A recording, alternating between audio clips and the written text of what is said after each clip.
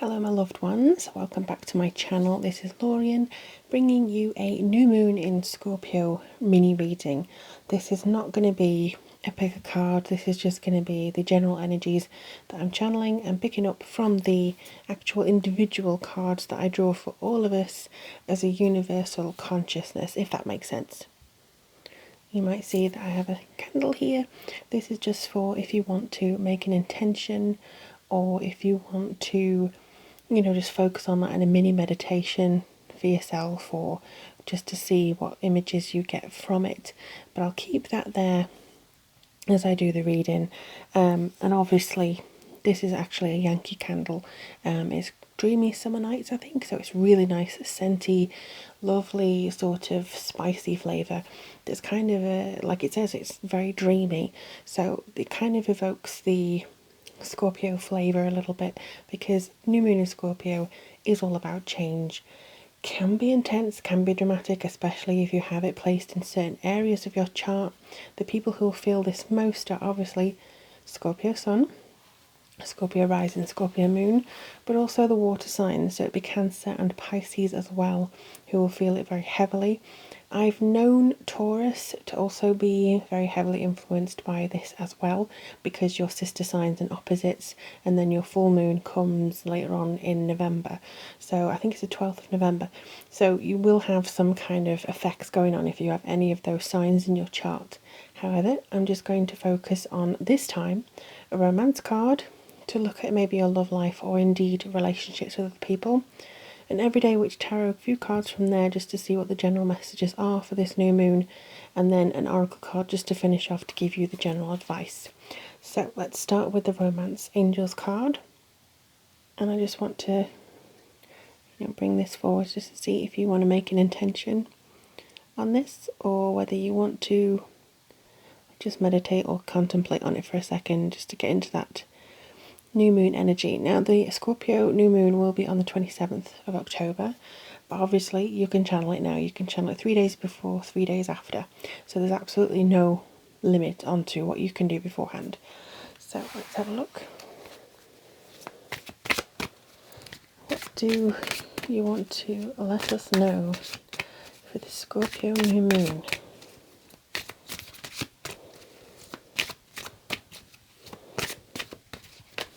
Okay, so you want to come out. I feel like there needs to be, a second card. And there was. So what was the first one that we received? Healing family issues. Your love life benefits as you forgive your parents. Now, it could be the fact that you are feeling a little bit in your feelings, actually, because Scorpio does bring out the wounds that we've had, the things that we've locked away. Because I'm Scorpio, so I can just say we tend to delve into the things that people try to hide away. We're very good at getting out secrets, and so is this new moon. This new moon is very much about having this kind of expunging feeling. It's almost like if you had a shower. Just imagine the energy of Scorpio washing away any previous ills or grief or emotional blockages that you may have. So this is definitely something that you can probably heal on your own time, feel better about yourself as well, and just try to enjoy the new moon energy if you can, because sometimes the wounds will run deeper than others. But I do feel that if you have had issues, maybe with friends whose parents are weird, or your loved ones' parents are just a nightmare, just kind of distance yourself. I know a fair few people who their loved ones' parents are just really, really awkward. Attraction. You attract romantic love by enjoying this moment fully, and that's what I was saying. If you get into, imagine yourself in a shower. This is a very strong witch tip, actually. If you need to rejuvenate your energy, get in the shower, imagine that the water is cleansing everything away, and just kind of enjoy the feeling of it. Enjoy the fact that you're feeling refreshed. Feel the water on your skin. Don't just scrub-a-dub-dub. Take notice of it. And also this could relate to the law of attraction. So it may be good for you to take this new moon as it is a manifesting state, set your intentions and just go and maybe meditate under a tree, or just say, this month is going to be great. November's going to be amazing. I'm going to do so much. I'm going to work on myself, and internally and solitary. Because actually, from these two, I do get the fact that you may want to be a little bit solitary this month. You may want to, I mean, Scorpios can be very happy on their own. They do well when they take themselves away and just have their own little wander and stuff like that.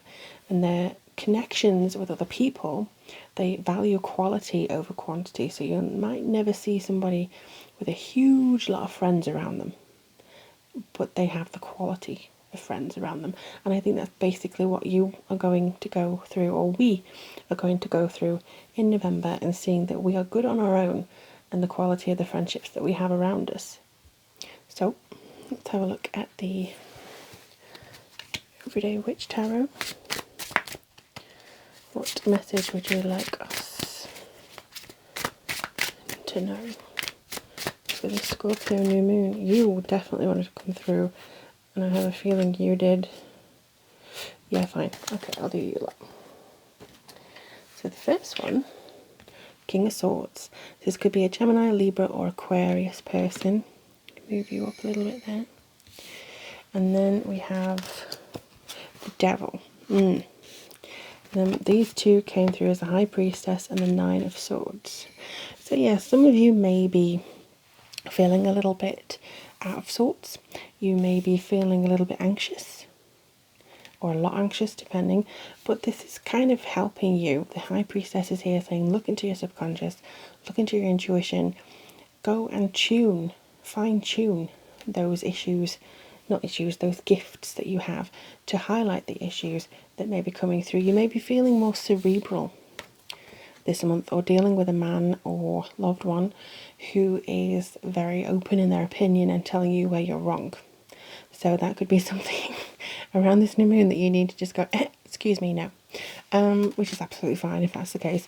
And then we have the Devil, which is kind of obsessions and addictions and everything that Scorpio is known to be on their dark side. So maybe make sure that you know what your habits are.